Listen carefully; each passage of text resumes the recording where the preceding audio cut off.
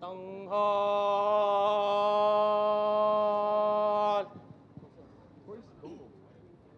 Ta! We just start. Kalupunan, mga pinuno at kawal. Tanghal! Ta! Mga kababayan, ang pambansang awit ng Pilipinas.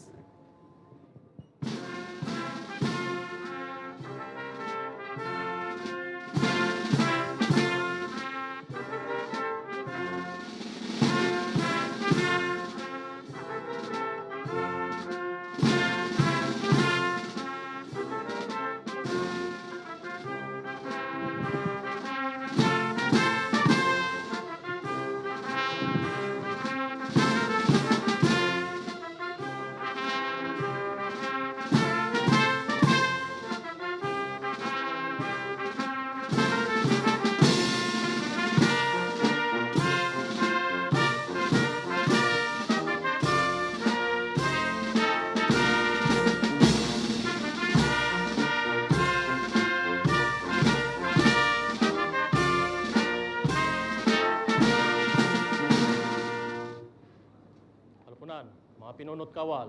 Baba! Ta! Handa, dala, kalis. Baba! Ta! Awitin natin ang himno para sa bagong Pilipinas.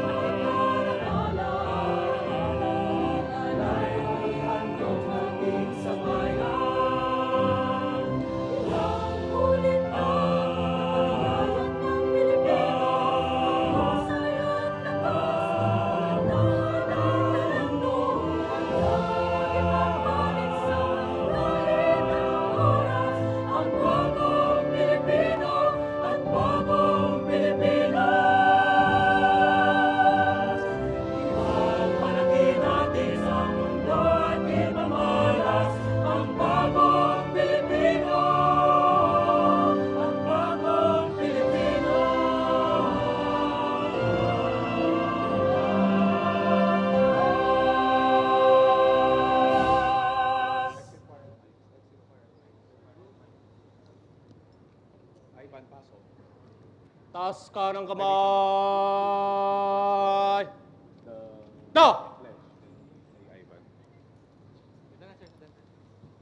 Kalupunan, mga pinuno at kawal. Taas ka ng kamay. Ta!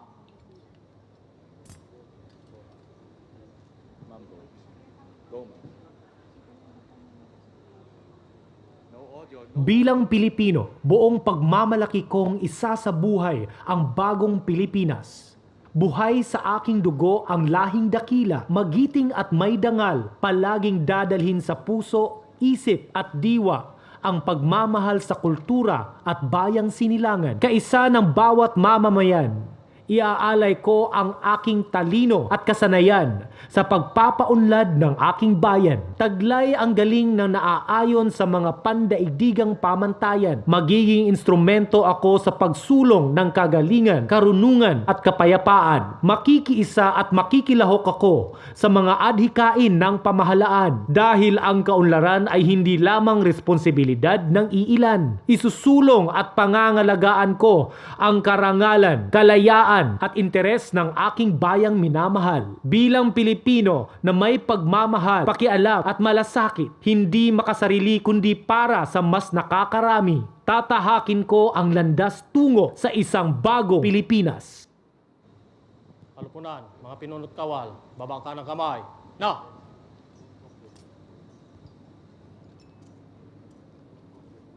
Baba ka ng kamay. No! As we celebrate this significant occasion, let us take a moment to pay our respects and remember the great hero and leader who etched a great legacy in our history. Sa sandaling ito, ating saksihan ang pag-aalay ng bulaklak sa bantayog ni Pangulong Ferdinand E. Marcos Sr. na sumisimbolo ng ating pagkakaisa at pagkakilala sa kanyang hindi matatawarang kontribusyon sa ating bayan. Leading the wreath-laying ceremony is His Excellency Ferdinand R. Marcos Jr., President of the Republic of the Philippines. He will be accompanied by Honorable Matthew J. Marcos Manotoc, Governor of Ilocos Norte, and General Romeo S. Browner Jr., the Chief of Staff of the Armed Forces of the Philippines. May we request the First Lady, Luisa Araneta Marcos, Senator Maria Imelda Josefa Remedios R. Marcos, Representative Ferdinand Alexander Marcos, Representative Angelo Marcos Barba, Mr. William Vincent Marcos, and Joseph Simon Marcos to stand behind the diocese. Mahal na Pangulo, handa na po para sa pag-aalay ng bulaklak. Pihit pa kanan. Kad.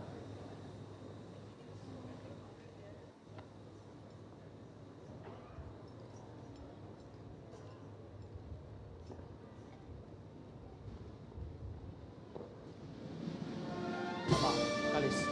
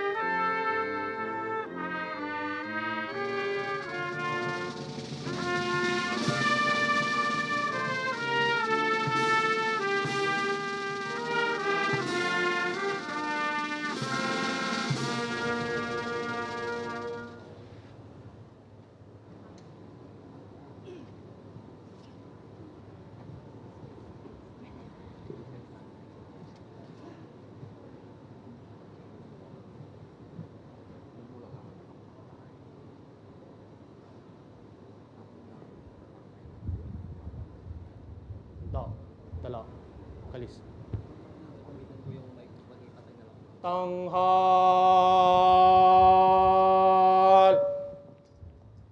Ta! Halupunan, mga pinunot kawal. Tanghal! Ta!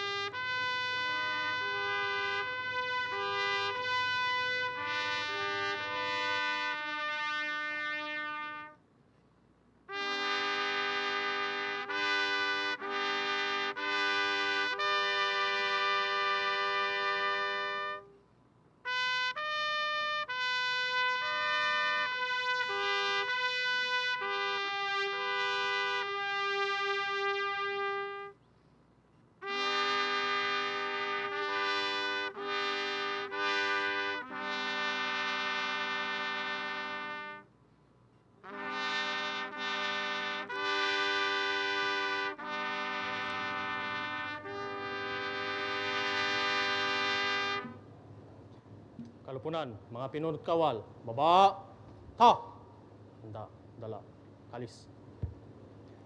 Baba, ta!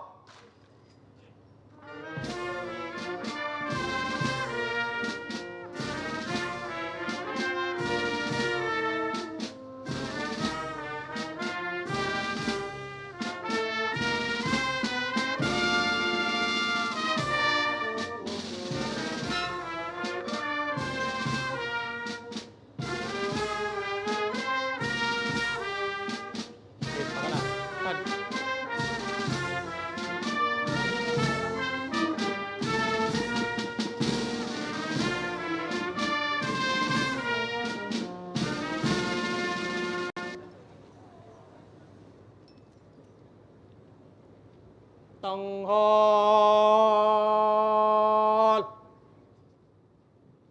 Ta! Kalupunan, tanghal, ta! Kalupunan, baba, ta, handa, dala, kalis. Baba, ta!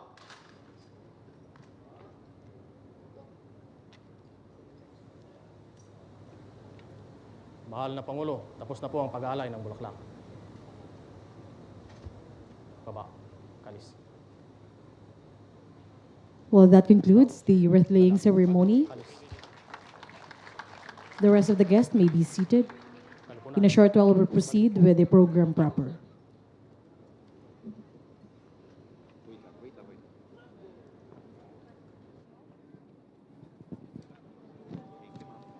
Thank you. So.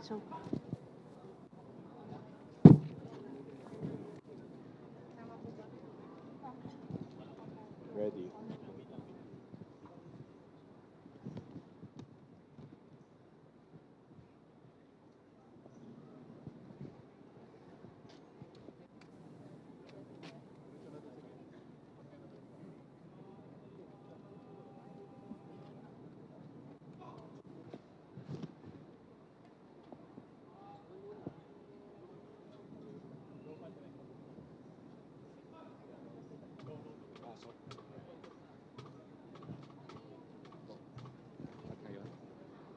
At ngayon, para sa panimulang bahagi ng ating programa, ating dinggin ang mensahe ng ating pinakamamahal na senadora, kakailyan, intayo sa Rabuen, ni Senator Amy R. Marcos.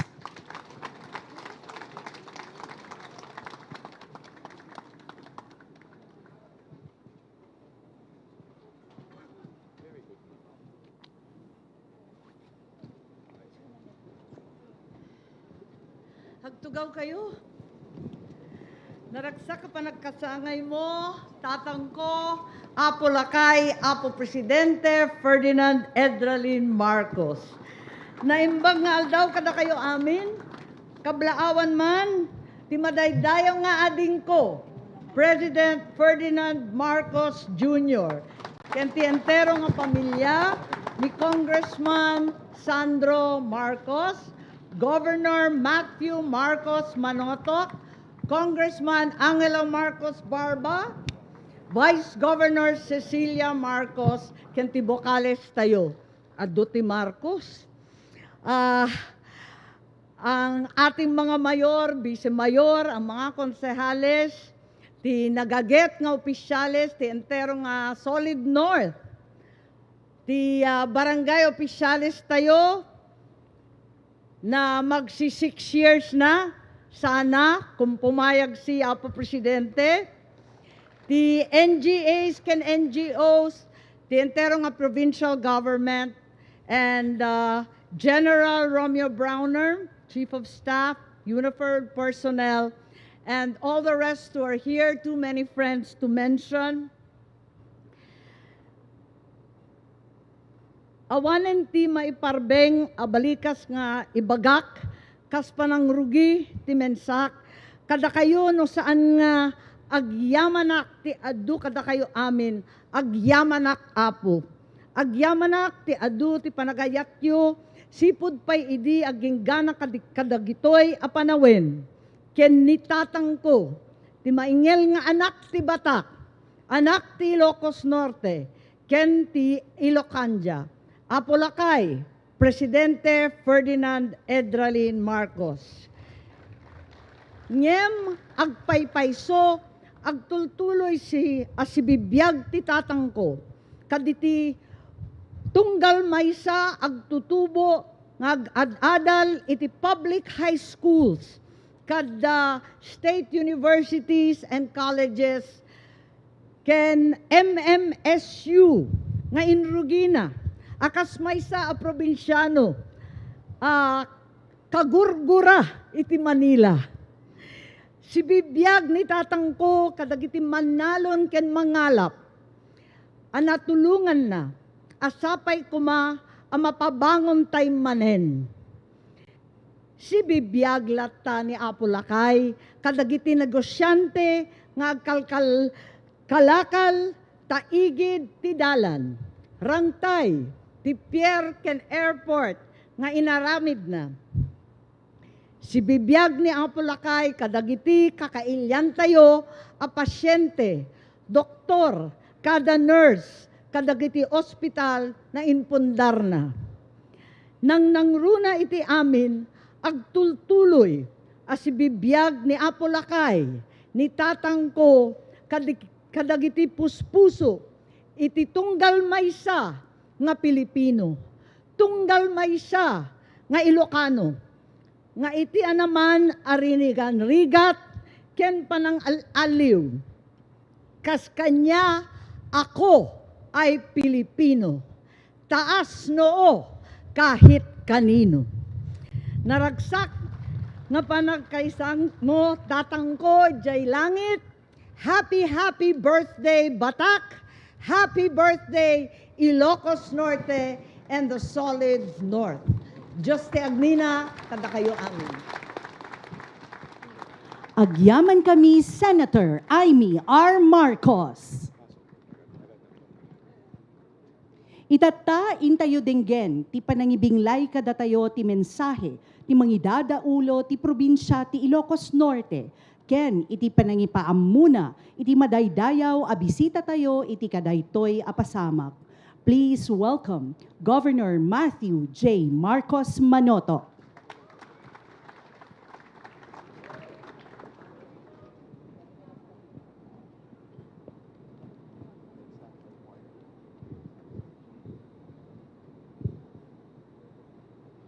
Ay magabigat, Diyos Jagnina.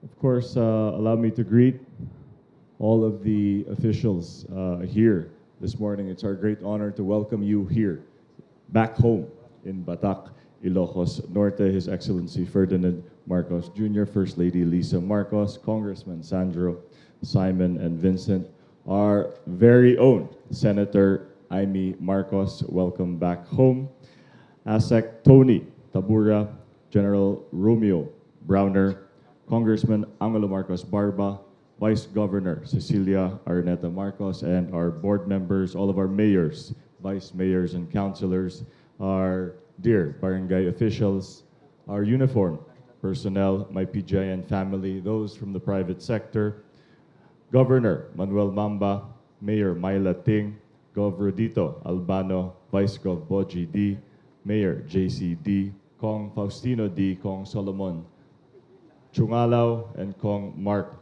Coangco. To all of our esteemed officials, very good morning. Of course, today, thanks to the President, we enjoy a special non-working holiday in Ilocos Norte. But as we enjoy our freedom bestowed upon us by the President, let us be mindful of the reason and the history behind this holiday and our recreation today. Well, for most of our kakailian, not for us who will go around later.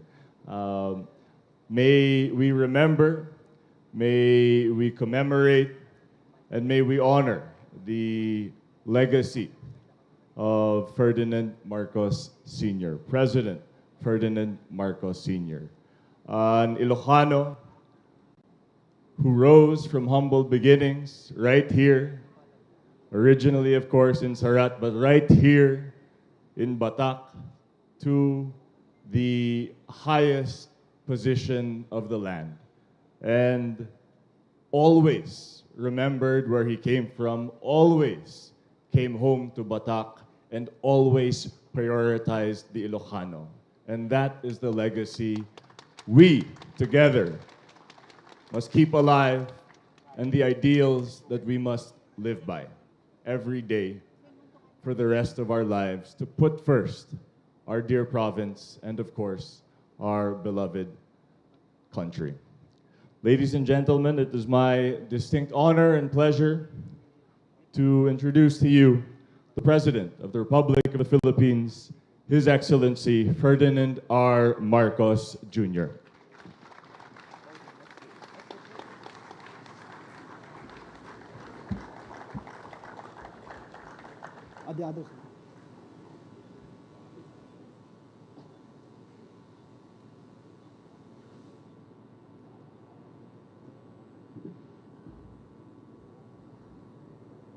Thank you very much, Governor Mati. Please agtugaw tayo po. For your kind introduction and your very memorable word. I'd like to greet, of course, Senator Amy, who has, after a long time, has managed to find time to, in her campaign schedule, in her campaign schedule, to be with us here today. Ilocos Norte 2nd District Representative Angelo Marcos Barba, Ilocos Norte Vice Governor Cecilia Araneta Marcos, Ilocos Norte 1st District Representative. Up to now, I will tell you the truth, hindi ko masanay-sanay na binabati ko yung anak ko na pero talagang kailangan ng batiin dahil congressman na eh. So, 1st District Representative Congressman Sandro Marcos, the Chief of Staff of the Armed Forces of the Philippines, General Romeo Browner Jr., the officials and employees and residents of Batac, led by Mayor Alfred Chua, and of course, my greetings would not be complete without greeting our First Lady, First Lady Lisa Araneta Marcos, all of the officials who have come here, the mayors who have joined us, the barangay chairman na napakalakas ang palakpak kanina sa suggestion ni Senator Amy, at pag-usapan natin ng mabuti yan. We are also visited by our friends from Isabela and from Cagayan, and we welcome them once again to Ilocos Norte. Na imbag nga bigat yu amin. Kadagiti padak ken ay etek nga Ilocano na imbag nga bigat kada kayo amin. I always look forward to coming to Ilocos Norte, not only because it is really our home, but also in this special occasion when we commemorate the Marcos Day, which is the day of my father's birthday. And as we have seen, it is his 107th birthday. So it is inevitable when we celebrate his life and we look back and we try to find and try to think, what was it about my father? Ano ba talaga? What was his very important quality that brought him to the greatest heights of political office in the Philippines, but even more importantly, to have allowed him to, that guided him, so that he could serve the people properly. And I am always reminded of what was engraved in the mausoleum when my father was still buried here. And those of you that have been to the mausoleum will remember that it was one single word, Filipino. And that is the essence of my father. And when I look back, and now that I am in this high office, and many things many forces are impacting upon you, and a decision has to be made. And the guidance that I get, once again, is I always ask myself, what would my father do? What would be his advice? And I remember the mausoleum, and I remember that it says Filipino. And that is the essence of the man. He was a Filipino. He was an Ilocano first, but his whole life was dedicated to the Filipino. His whole life was dedicated to the Philippines. During his first foray into public service after his university and his law school was as a soldier during the war, where he was willing to make the ultimate sacrifice to defend his country and his people. And we have seen and heard and read about the heroic deeds that are only now being realized by many of us. I will recount to you an experience that I had recently when I was in the United States. And I was hosted by the director of the Central Intelligence Agency, the CIA. At ang request ko sa kanila, can I see some of the records about my father when he was working with the OSS? The OSS was a predecessor of the CIA. And they allowed me. They took me to the records room and they started to show me many of the records, the reports that were given during the war that are still secret. And I mean, he was greater than even we realized. The things that he did, the things that, the sacrifices that he made for the Philippines. And I asked the CIA, maaari ba, pakopya ko, iuwi ko. Sorry, it is still classified. And that was the depth of his service to the country. After the war, after liberation, he then entered into politics. He became the 2nd District Representative of Ilocos Norte, and he served for about 10 years before becoming senator and ultimately president. And through that whole time, all that he did was to serve Filipinos. He sacrificed everything. Those of us who are with his family know of that sacrifice. And we, in our own way, were feeling that we also sacrificed because we did not see my father. We did not see my mother. They were very busy doing their work and serving the Philippines and serving Filipinos. And so when I look back now at the life that I have led, and I see what is the guiding principle that I can learn from my father. When things are confusing, when things have become so complex, what is the essence of service that my father taught me? And that is very simple, but not easy to achieve. But it is simple. Be a Filipino, serve the Filipino, protect Filipinos and the Philippines. And from that comes all of the important things that we can do. That guides us, that is the guiding principle.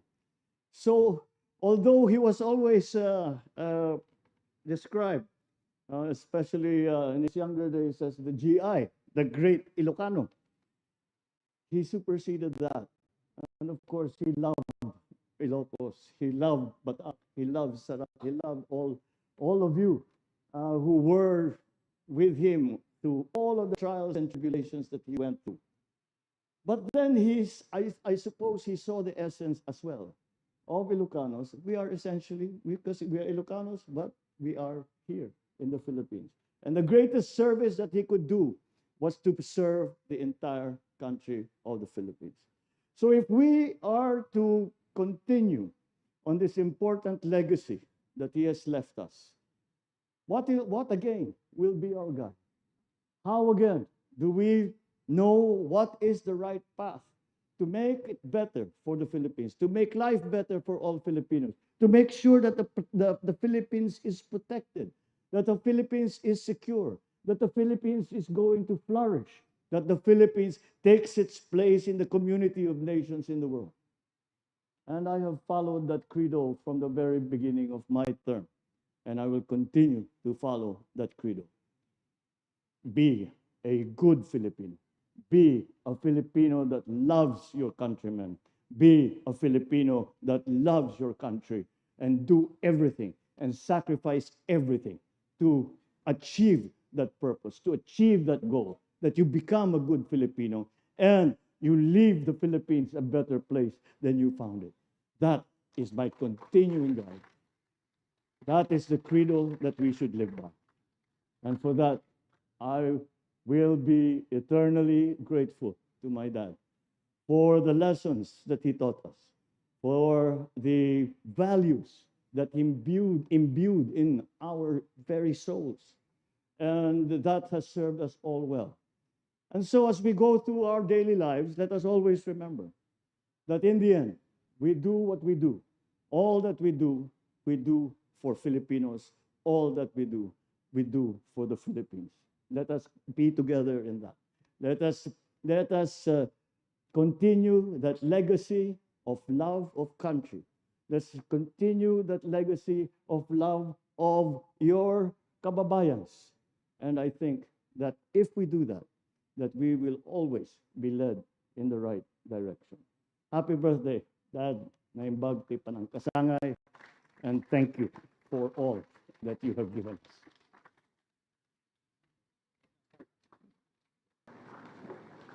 Maraming salamat, Pangulong Ferdinand R. Marcos Jr. At this juncture, may we request our President to grant us a photo opportunity.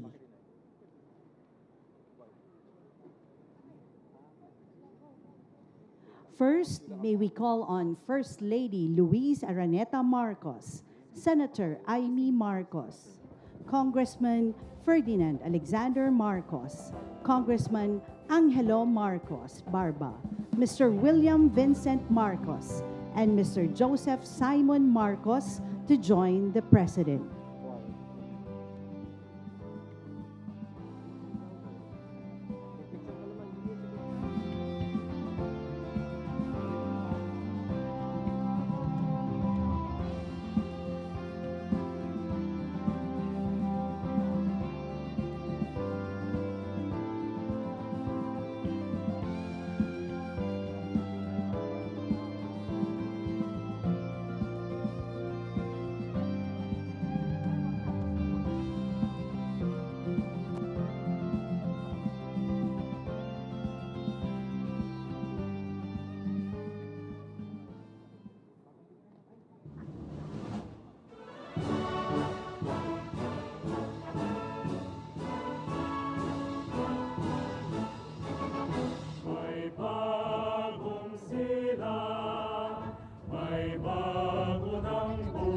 Please remain in your respective places as we now call on our officials from the provincial government of Ilocos Norte to proceed in front. Ilocos Norte mayors, please stand by and prepare.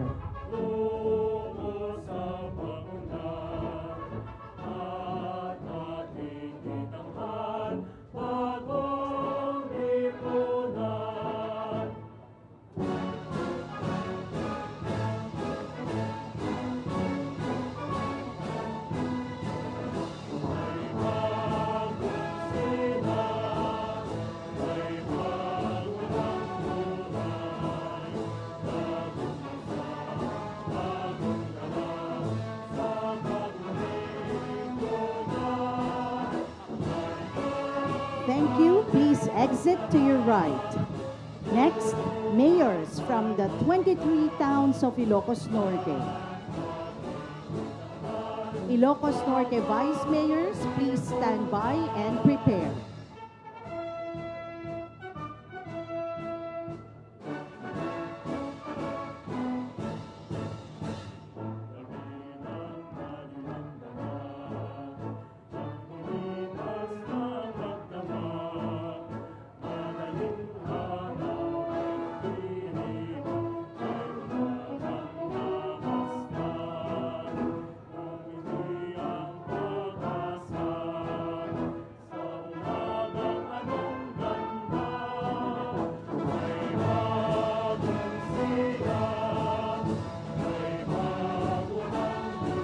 Thank you. Please exit to your right. Next, Vice Mayors from the towns of Ilocos Norte.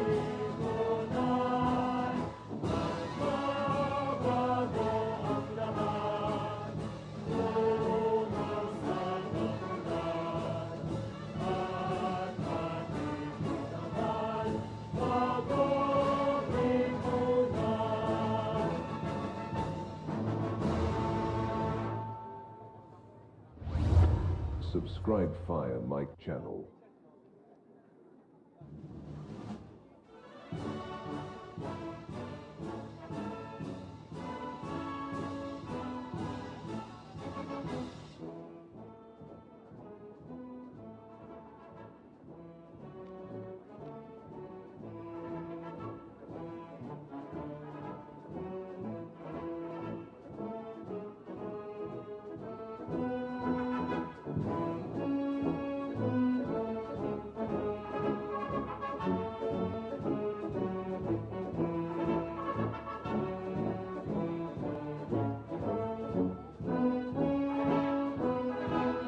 Thank you. Please exit to your right. Next, our local officials from the different cities and provinces from Region 1, Region 2, and CAR.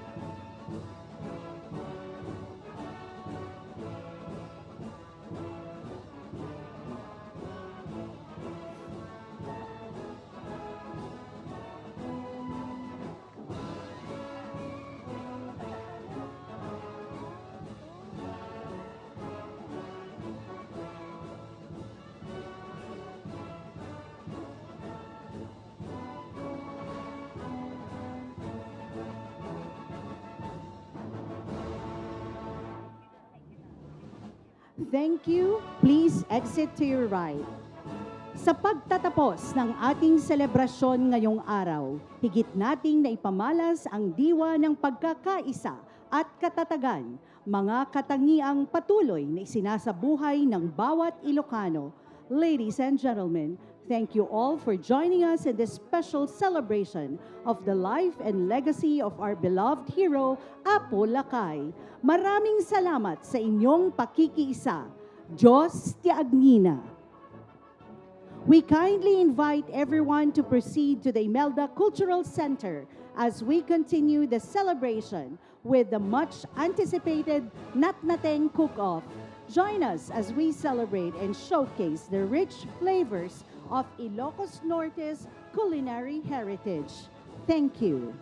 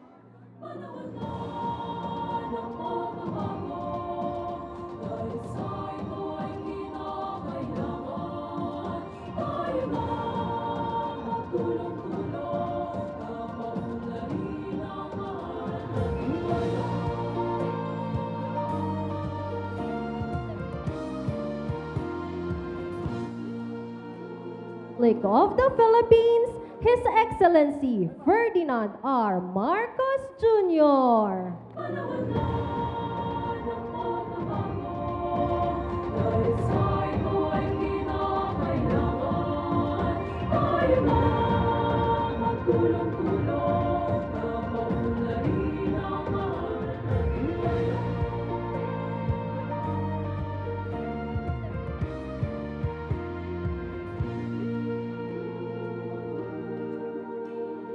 na ng pagbabago, dahil sa ito ay kinakailangan tayo na magtulong-tulong, napaunlarin ang mahal nating bayan.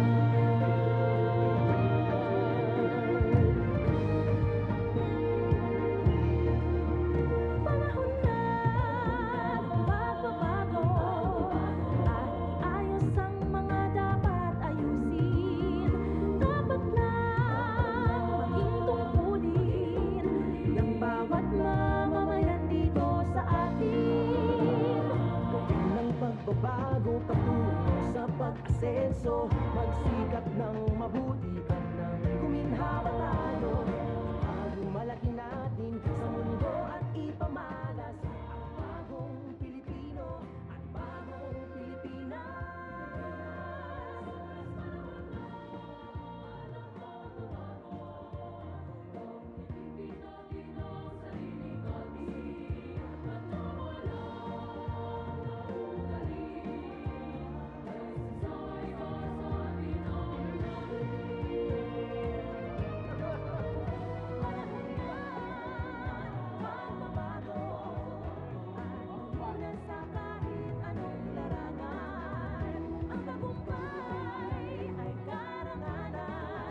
The President is now visiting Lawag Booth. Napatunayan ng Pilipino ang husay at takas, kagandahan at talento. Makipagpaligsahan kahit anong oras, ang bagong Pilipino at bagong Pilipinas.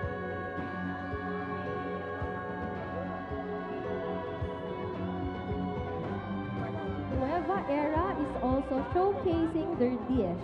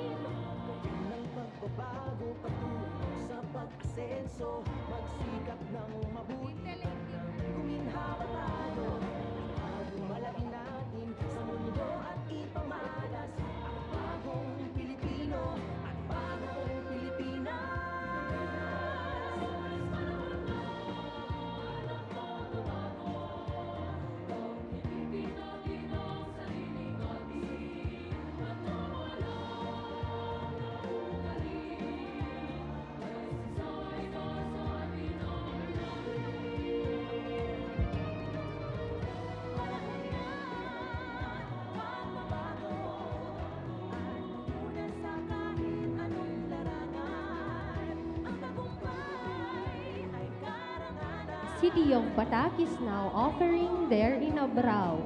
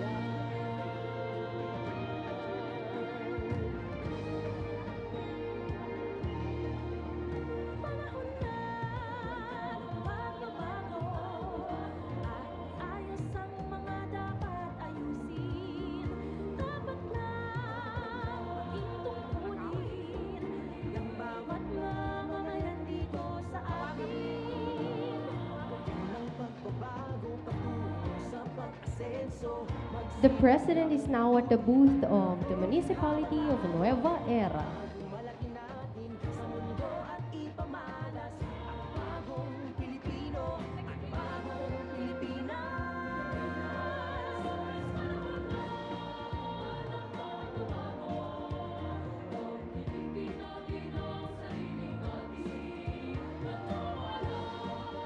Municipality of Bintar is currently showcasing their inauguraw.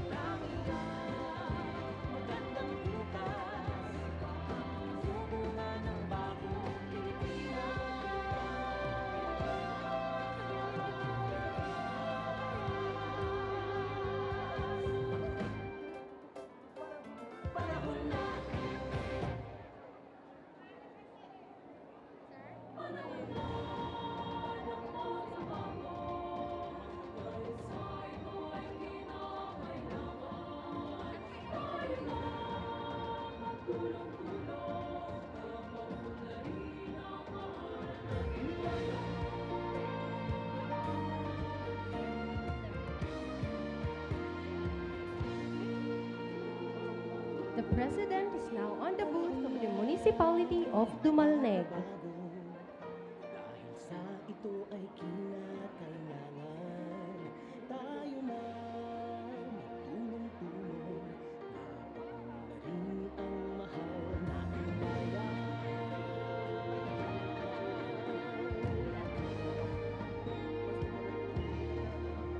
Panahon na ng pagbabago at iayos ang mga dapat ayusin. Dapat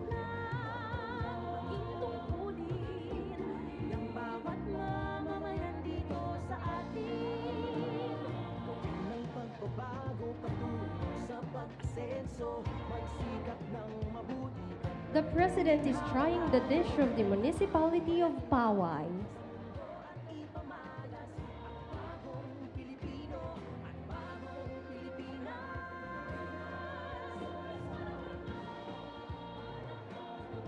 His Excellency is trying the dish of the municipality of MACROS.